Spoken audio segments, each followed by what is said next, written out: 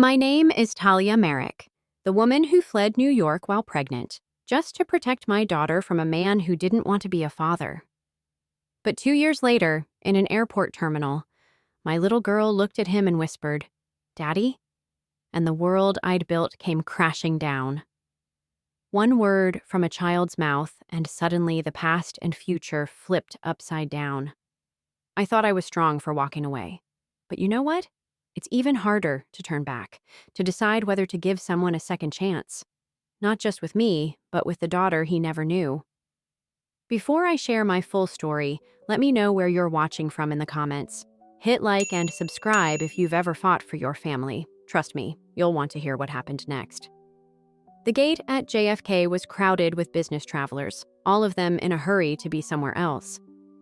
I shifted Lena on my hip, her small fingers playing with the eco-architecture conference badge hanging from my neck. At 2 years old, she was getting heavy, but she'd been fussy all morning and only wanted to be held. "Mama, juice?" she asked, pointing at the vending machine across the terminal. "In a minute, sweetheart." I was digging through my bag for her sippy cup when I heard it, that laugh. Deep, familiar, the kind that used to make my stomach flip. My whole body went cold. Nathan Carter stood 20 feet away, phone pressed to his ear, that same confident stance I'd memorized and tried to forget. 2 years. It had been 2 years since I'd walked out of our Manhattan apartment with nothing but a suitcase and a secret growing inside me. I turned quickly, praying he wouldn't see us, but Lena chose that moment to drop her stuffed rabbit. "Bunny!" she wailed, loud enough to turn heads. I bent to retrieve it, and when I straightened, Nathan was staring directly at us. His phone lowered slowly from his ear. I watched the color drain from his face as his gaze moved from me to Lena, taking in her dark curls, the shape of her nose, and then, God help me, her eyes, those unmistakable gray-green eyes that were carbon copies of his own. "Talia?" His voice cracked on my name. I clutched Lena tighter, my heart hammering against my ribs. "Nathan." He took 3 steps toward us before stopping, his expression shifting from shock to something I couldn't read. His eyes never left Lena's face. "Is she?" The question died on his lips, but I knew what he was asking, what he already knew. "Don't." My voice came out sharper than intended. Several people glanced our way. "She has my eyes." It wasn't a question. His voice was barely above a whisper, raw with an emotion I'd never heard from him before. "She's mine, isn't she?" Lena buried her face in my neck, suddenly shy. I felt her little heart beating against mine, quick as a bird's. It doesn't matter now." "Hey, doesn't matter?" He looked like I'd slapped him. "Talia, is she my daughter?" The boarding announcement for my flight crackled overhead. First class, business class. I had minutes to escape this nightmare. "I have to go." "No." He moved closer, and I could smell his cologne, the same one he'd worn the night we met, the night we said goodbye. Every night in between. "You can't just... How old is she?" "Nathan, please." My voice broke. Lena sensed my distress and started to whimper. 20 months? 2 years? His accountant's mind was already doing the math, working backwards from this moment to that last terrible fight. I saw the exact second when understanding dawned. "Oh my God, you were pregnant when you left." I said it doesn't concern you. I hitched Lena higher on my hip and grabbed my carry-on. "We have a life in Asheville, a good life, without you." "Without me?" He ran a hand through his hair, the gesture so achingly familiar. "You didn't even tell me. You didn't give me a choice." "You made your choice very clear." The words tasted bitter. "Children would ruin your expansion plans, remember? They'd derail everything you worked for?" His face went white. "I was talking about theoretical children, someday children. Not her, not our daughter." Final boarding call. I had to go. "She's not our anything, Nathan. She's mine." I turned and walked toward the gate, each step feeling like I was moving through quicksand. Behind me, I heard him call out, "This isn't over, Talia." I didn't look back. Couldn't. But as I handed over our boarding passes, I caught our reflection in the window, a mother and child running away, again. Settling into our seats, I held Lena close and tried to stop shaking. She patted my cheek with one chubby hand. Mama sad? No, baby. Mama's okay. But I wasn't, because I knew Nathan. Knew that look in his eyes. He wouldn't let this go. My phone buzzed. A text from an unknown number. My mother saw you at the hospital in Asheville. She said you had a baby. I didn't believe her. My blood ran cold. His mother. Of course. The one person who might have put the pieces together. The one person I'd been careful to avoid. As the plane lifted off, carrying us back to our mountain sanctuary, I realized our carefully constructed world was about to come crashing down. The house in Asheville was quiet when we got home, afternoon sun streaming through the windows I'd designed to capture light from every angle. Lena had fallen asleep in the car, and I carried her to her room, careful not to wake her. Her nursery was my favorite space. Soft greens and blues, sustainable bamboo furniture, a mural of the Blue Ridge Mountains I'd painted while 8 months pregnant and crying. I stood in her doorway, watching her sleep, and let myself remember. Nathan and I had lived together for 3 years in his Manhattan penthouse. 3 years of him working 18-hour days, building Verdion from a startup to a renewable energy powerhouse.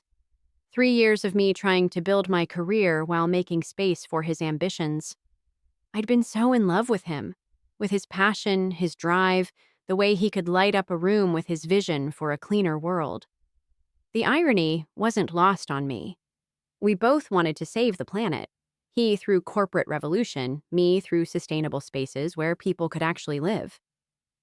The night everything changed, he'd come home from another investor meeting, exhausted and irritable. I'd made dinner, his favorite pasta, and tried to tell him about the community center project I'd landed. But he was distracted, stressed about the European expansion. Maybe we should talk about slowing down, I'd suggested carefully.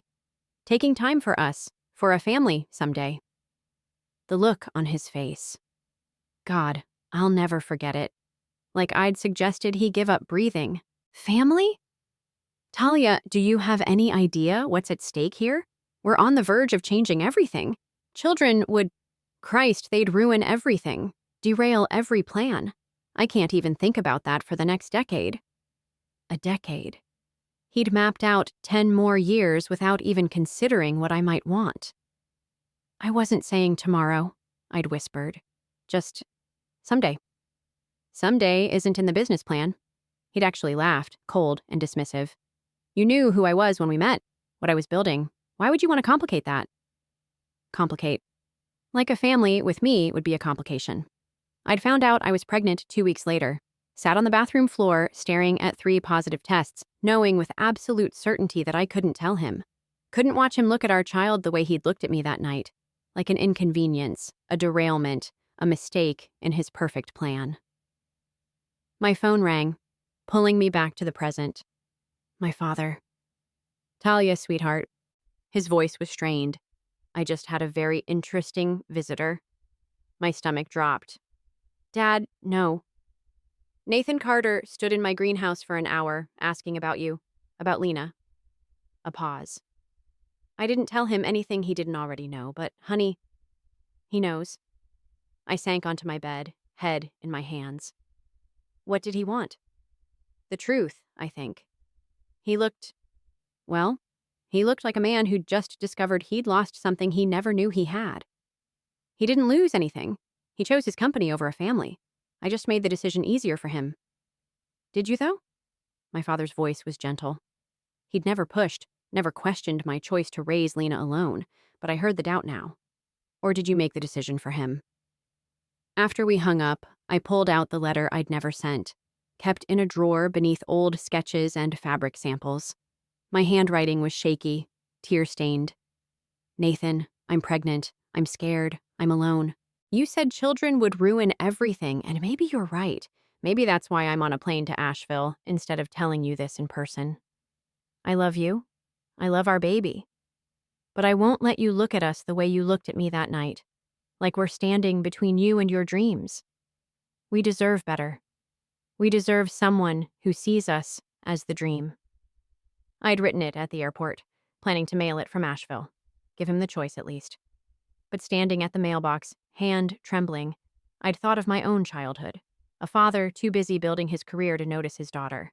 A mother who stayed until it broke her. I'd pulled the letter back, walked away, chosen protection over truth. Now, staring at those faded words, I wondered if I'd protected Lena or just myself. If I'd saved her from rejection or stolen her chance at a father. My phone buzzed. Nathan again. I've hired a lawyer, not to fight you. Just to understand my rights, my responsibilities. Please, Talia, let me try. Try. Such a small word for such an enormous request. The knock came at dinner time 3 days later.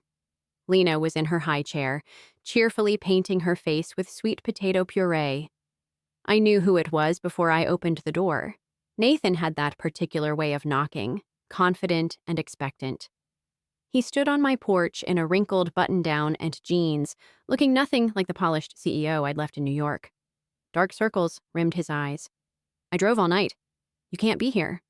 But my voice lacked conviction. My lawyer says I have rights. He held up a hand when I started to protest. But that's not why I'm here. Can I just see her? Please? From the kitchen, Lena's voice carried clear and sweet. Mama? Door? Nathan's whole body jerked toward the sound, like a plant turning toward sun. The naked longing on his face made my chest tight. 5 minutes, I heard myself say. I led him to the kitchen, watched him take in the space, the reclaimed wood table, the herbs growing in the window, Lena in her chair like a messy little queen. She looked up at the stranger with curious eyes, those damning, identical eyes. Hi, Nathan breathed. He sank slowly into the chair across from her, as if sudden movements might make her disappear. I'm Nathan. Lena studied him solemnly, then offered him a chunk of sweet potato. Eat? He took it with shaking fingers, pretended to nibble. Thank you. She's not usually this friendly with strangers, I said, then wished I hadn't. The word stranger hung between us like an accusation. Your father gave me this. Nathan pulled out a worn photo, one I recognized from Dad's study. Me, 9 months pregnant, laughing at something off camera. He said you built all of this yourself. The house, the practice, everything. We didn't need 20 months? His voice cracked. I missed 20 months. First words, first steps, first everything. Lena, sensing adult tension, began to fuss. I moved to pick her up, but Nathan asked, May I? I nodded, not trusting my voice. He lifted her carefully, like she was made of spun glass. She settled against his chest, and something inside me shattered at how perfectly she fit there. Your daddy used to hold you just like that, he whispered, then caught himself. I would have, if I'd known. Don't. The word came out sharp. Don't you dare make this my fault. I'm not.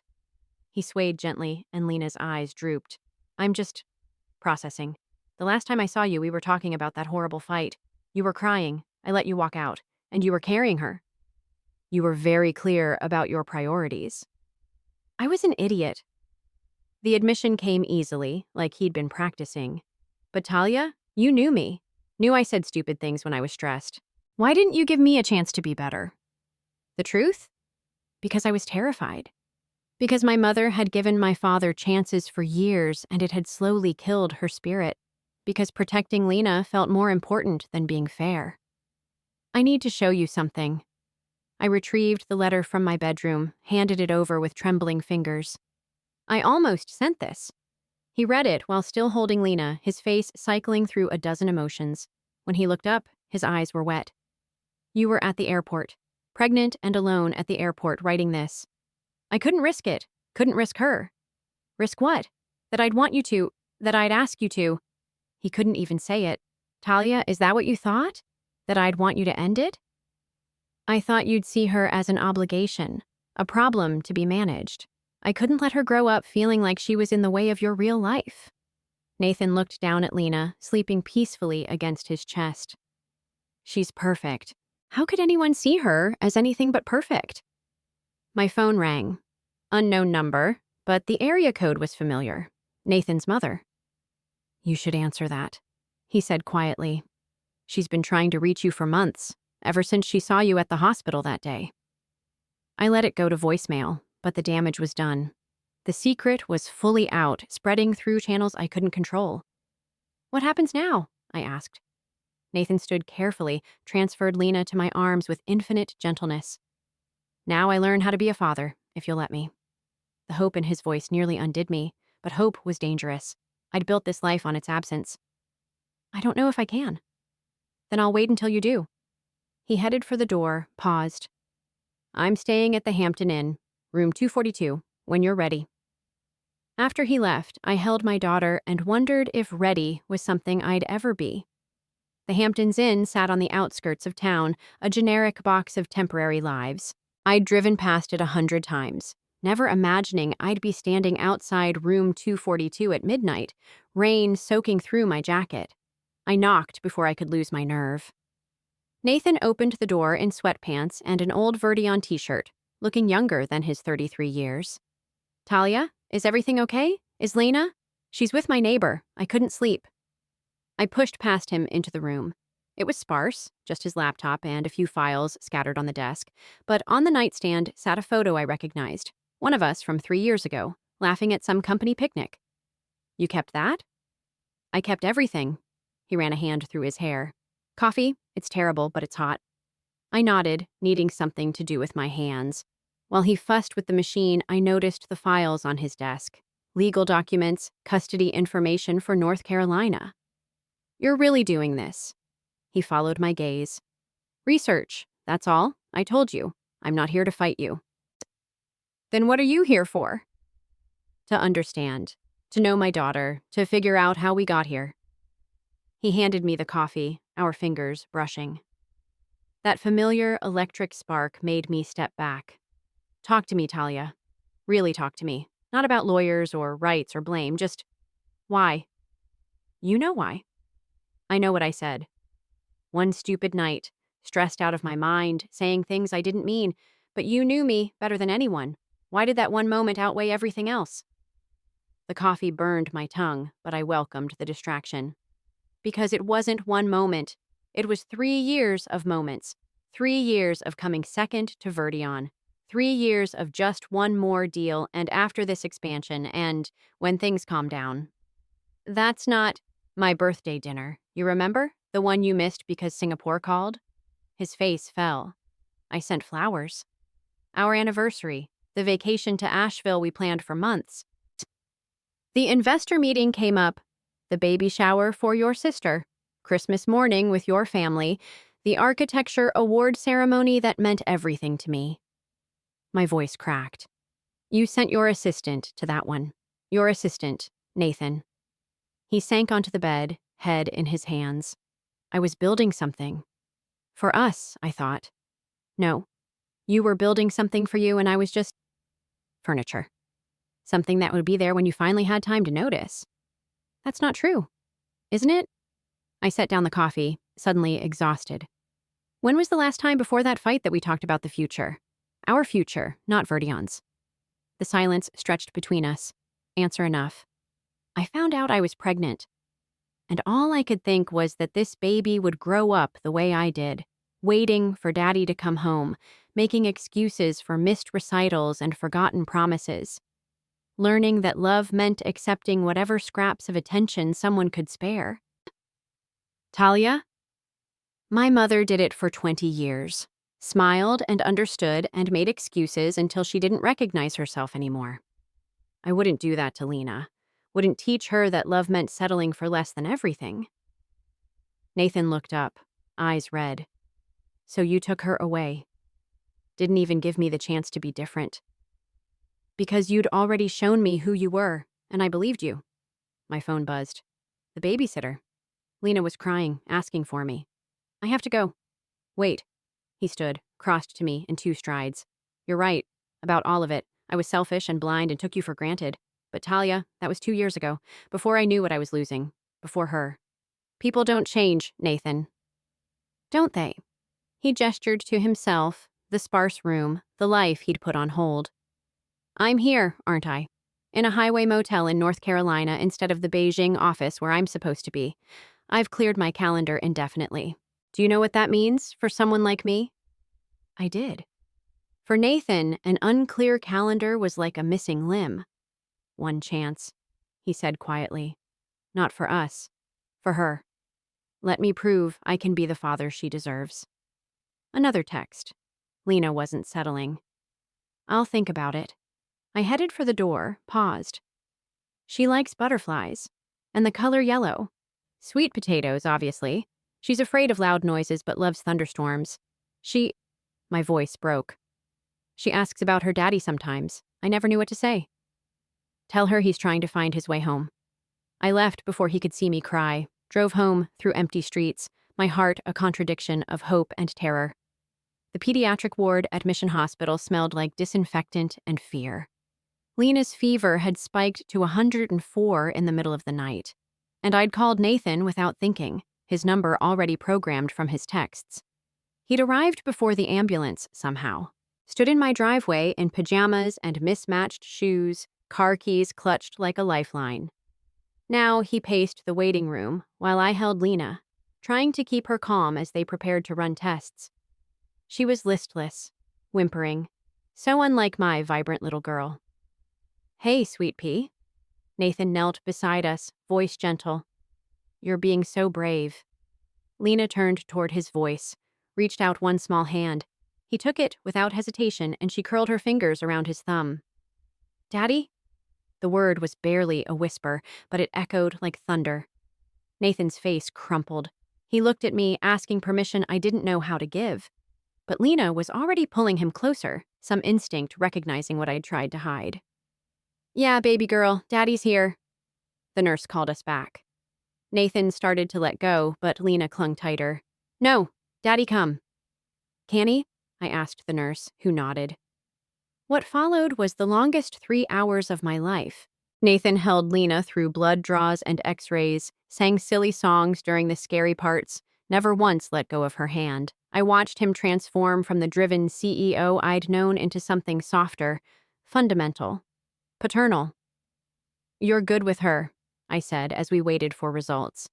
She makes it easy. He smoothed her damp curls. She's incredible, Talia. Funny and smart and brave. You did that. You made this perfect person. We made her. The words slipped out before I could stop them. Nathan's eyes met mine over Lena's head, full of something I wasn't ready to name. The doctor returned with good news, a severe ear infection, treatable with antibiotics. As relief washed over me, I realized Nathan was crying. Silent tears sliding down his face as he held our daughter. I could have lost this, he whispered. Could have never known. Back home at dawn, Lena finally sleeping peacefully, Nathan lingered on the porch. I canceled the Beijing deal. What? The expansion. The whole Asian market plan. I called the board from the hospital parking lot, told them to find another way. He laughed, short and sharp. They think I've lost my mind. Have you? Maybe. Or maybe I finally found it. He looked through the window at Lena's room. I meant what I said before. I'm staying. I've already found a house to rent just a few miles away, close enough to be here, but not presumptuous. Nathan, I know you don't trust me. I know I have to earn it. But Talia, tonight, she called me Daddy. She wanted me there. That's everything. I wanted to argue, to protect the life I'd built, but I kept seeing his face when Lena reached for him. The wonder of it, the completion. Thursdays, I heard myself say. You can see her on Thursdays. For a few hours. Thursdays. He repeated it like a prayer.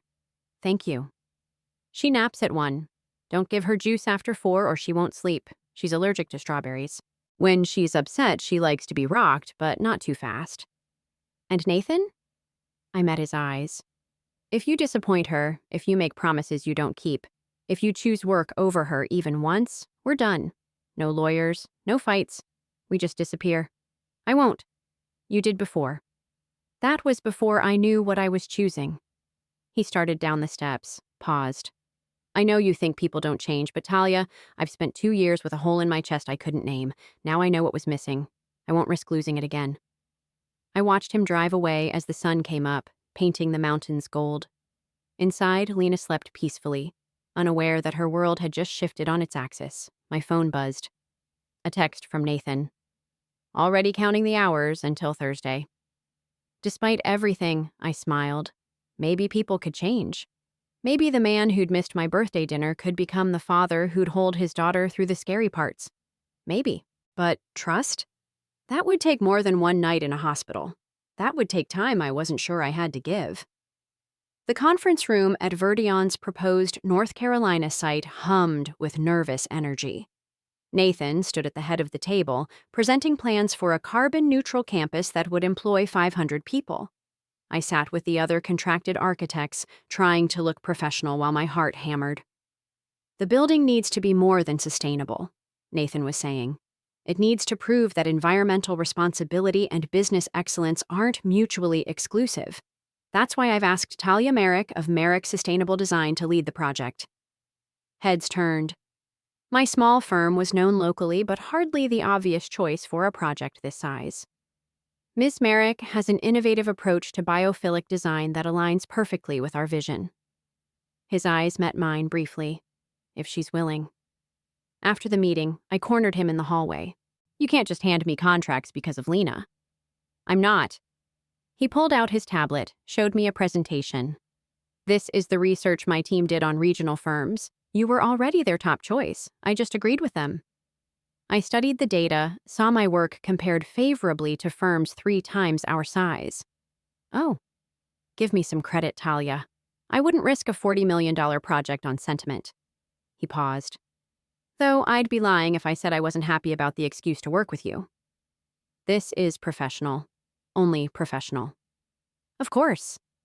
But professional was hard to maintain during late-night planning sessions when Lena played in the corner while we debated sustainable materials. Harder still when Nathan remembered how I took my coffee, when he unconsciously mirrored my gestures, when he laughed at my terrible engineering jokes. Remember the solar panel incident? He said one evening, reviewing thermal mass calculations. You mean when you tried to install them yourself and nearly fell off the roof? You caught me. Barely. I'd grabbed his belt, hauled him back from the edge, then yelled at him for 20 minutes about professional installation. You were so mad, he grinned. And then nothing. But I was remembering too, how fear had turned to relief to passion, how we'd made love on the roof as the sun set, solar panels forgotten. Mama? Lena looked up from her coloring. Daddy stay dinner? It had become a routine. Thursday visits stretched to include meals, then bedtime stories, then Saturday trips to the park. My carefully constructed boundaries kept shifting. Not tonight, sweetheart. Daddy has... Actually, I'm free. Nathan looked at me, questioning. Pizza! Lena cheered before I could object. Over dinner, I watched them together. Nathan helped her with her sippy cup, laughed when she insisted on feeding him her vegetables. They had the same focused expression when thinking, the same way of tilting their heads when listening. We could build one, he said suddenly. Build what? A house, a real one. Energy efficient, beautiful, everything you've ever designed. He wasn't looking at me, carefully cutting Lena's pizza into smaller pieces. For the 3 of us. Nathan? Just think about it, that's all. But I was already thinking about morning light through clear story windows, about a kitchen where Lena could do homework while I cooked, about a home office where Nathan could work without disappearing to another city. You're doing it again, I said, making plans without asking what I want. Then tell me. He looked up, eyes serious. What do you want, Talia?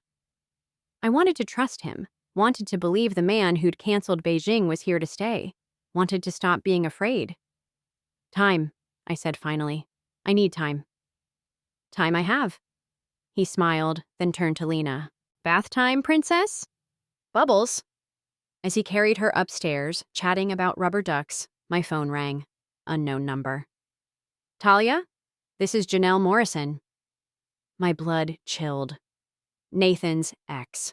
The one he'd dated briefly after we split, according to the society pages I'd definitely not obsessively checked. I understand you're working on the Verdion project. Yes? Then we should meet. I'm the primary investor after all, and I have some concerns about Nathan's distractions. Tomorrow, 2 p.m., the Grove Park Inn. We have so much to discuss. She hung up before I could respond. Upstairs, I heard Lena giggling as Nathan sang off key. the sound of everything I wanted and everything I stood to lose. I looked at the plans spread across my table. A building designed to last generations, to weather any storm. If only human relationships came with structural specifications. Everything okay? Nathan had returned, Lena pajama-clad and drowsy in his arms. Fine. The lie tasted bitter. Everything's fine.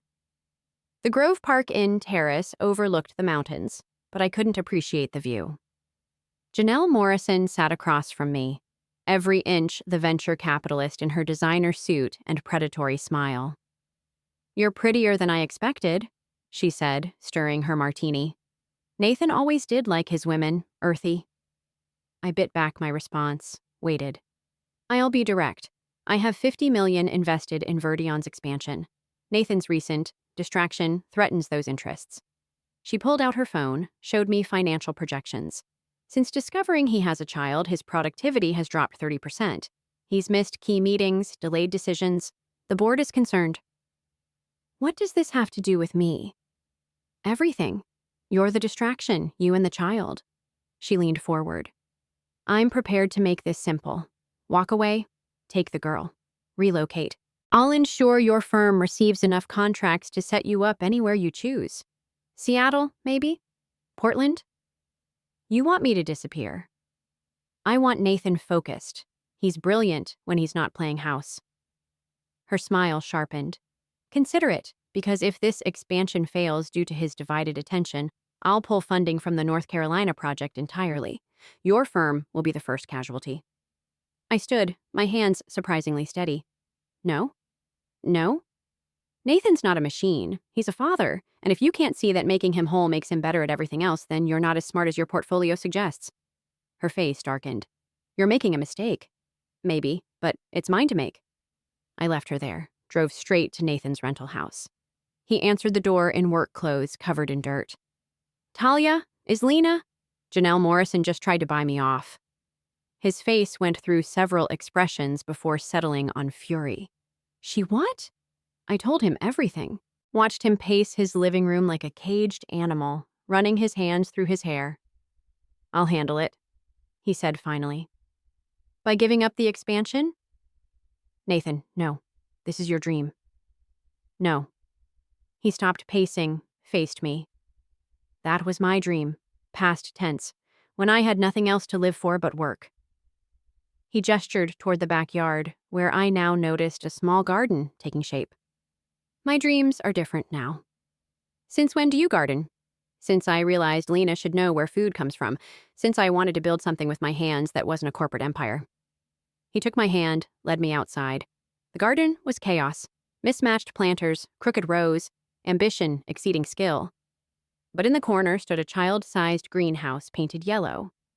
"For Lena," he said, "so she can grow things year-round. I know it's not perfect." "It's perfect." My voice cracked. "It's absolutely perfect." "Talia, His phone rang, the board calling. He looked at it, then at me, and made his choice. Declined the call. "I need to tell you something. That night, when I said those things about children ruining plans, I was terrified. My parents, they stayed together for the business, grew to hate each other. I thought if I just focused on work, I'd never become them. And now? Now I know that work without love is just empty noise." He cupped my face gently. "I've spent 2 years becoming someone Lena could be proud of, someone you could trust. But Janelle's right about one thing. I can't do both. Not the way Verdion needs." "What are you saying?" "I'm saying I choose you. Choose her. Choose this life we're building." He pulled out his phone, typed quickly.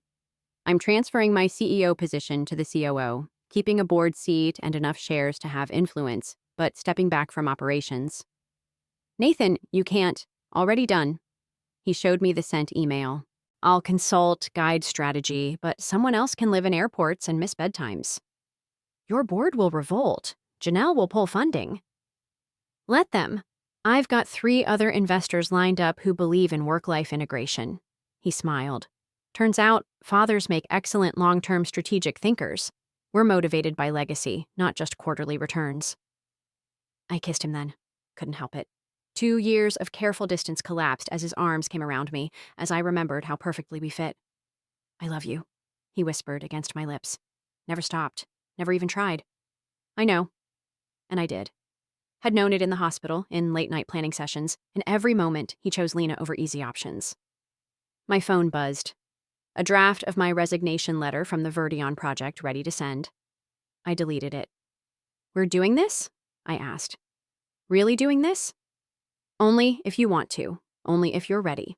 I thought about trust and time, about second chances and children who deserved whole families. "I'm ready." The land near Lake Lure stretched out before us, 5 acres of gentle slope ending at the water's edge. Lena ran ahead, chasing butterflies through the wildflowers, her laughter carrying on the mountain breeze. "This is it," I said, seeing the house already in my mind. Solar orientation here, passive cooling with the lake breeze, rainwater collection system along the north wall. Nathan smiled, notebook in hand. "Tell me what you see." For 3 months, we'd been rebuilding, not just structures, but trust. He'd kept every promise, shown up for every moment. The new CEO of Verdion called him a fool. The business papers ran headlines about his fall from grace. But Nathan just smiled, helped Lena plant tomatoes, and asked about load-bearing walls for the house that existed only in our dreams. "I see a net zero home," I began, sketching in the dirt with a stick. "Rammed earth walls for thermal mass, clear-story windows to catch morning light, a kitchen where—" I paused, suddenly shy. "Where what?" "Where our kids can do homework while we cook." His breath caught. "Kids? Plural?" I took his hand, placed it on my still flat stomach. Surprise. The notebook fell forgotten as he pulled me close, buried his face in my hair. "When?" "About 8 weeks. I wanted to be sure before, marry me." The words tumbled out, urgent and unplanned. "I know this is backward and messy and I don't even have a ring, but Talia, marry me. Let me be there for all of it this time, please." "Nathan? Wait." He jogged to the car, returned with a small velvet box. "I've been carrying this for 3 weeks, waiting for the perfect moment. But there's no perfect. There's just us, and now, and yes." "Yes?" "But we ask Lena first. This is her decision, too." We found her by the water's edge, studying minnows with fierce concentration. Nathan knelt beside her, suddenly nervous. "Lena, sweetheart, how would you feel if Mama and Daddy got married?" She looked up, considered. "Would we all live together?" "Yes." "In the yellow house?" Nathan glanced at me, confused. I smiled. "She means the one in her drawings, the one we're going to build." "Yes," he told her. "In the yellow house." "With a baby brother?" We both blinked. "How did you—" "Mama's belly is getting round, like Emma's mama before baby Jack came." She returned to her minnows, matter of fact. "Can the baby's room be blue?" "Any color you want," I laughed. "Then yes, we can get married." The wedding happened a month later in the garden Nathan had built. Nothing fancy, just family, close friends, and Lena in a yellow dress, very seriously holding the rings. Nathan's mother cried through the whole ceremony. My father gave a toast about second chances and sustainable foundations that had everyone laughing and weeping in turns. Janelle had pulled her funding, as threatened, but Nathan's new investors were younger, understood that profits and principles could coexist. The North Carolina campus broke ground with my firm's design intact, a testament to what business could be when humans remembered they were human. But those were distant concerns as we stood in what would be our living room, the house finally taking shape around us. Rammed earth walls rose from the foundation I'd designed, and Nathan had helped pour. Lena's handprints decorated the concrete near what would be her room, and her brother's, as the ultrasound had confirmed. "No regrets?" I asked Nathan as he reviewed invoices, still CEO enough to triple-check numbers. "Only one." He pulled me close, hand resting on my growing belly. "That it took me so long to understand what you tried to tell me. That success means nothing if you measure it alone." "You're here now." "I'm here now," he agreed. "And tomorrow, and every day after that." Lena ran in, trailing wildflowers and mud. "Mama, Daddy, the baby room should have stars on the ceiling." "Stars it is," Nathan agreed, lifting her up. What else? As they planned impossible constellations, I looked out over our land, our lake, our future. The house would be finished by winter, just in time for the baby. It would be everything I dreamed, sustainable, beautiful, built to last generations.